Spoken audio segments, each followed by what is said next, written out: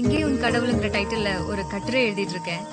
அதுக்காக materials collect பண்ணிட்டு இருக்கோம். கட்டுரையில கடவுள் எங்கன்னு சொல்லிடுறீங்களா? இல்லாத ஒண்ணு இருக்கிற மாதிரி நம்ப வைக்கப்பட்ட ஒரு பெரிய போய் தான் கடவுள்னு சொல்லி முடிக்கிறேன்.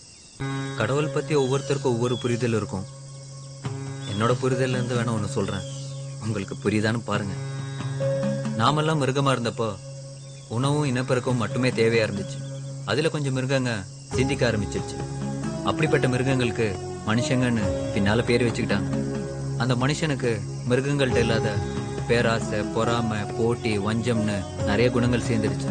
மனுஷங்களோட மனசும் நிம்மதி இழந்துருச்சு.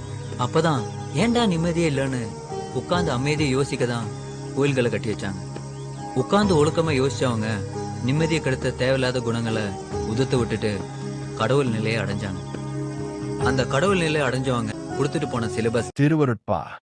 அந்த சிலபஸை உண்மையா புரிஞ்சுட்டவங்க கடவுளோட மனநிலையை அடைய முடிஞ்சு.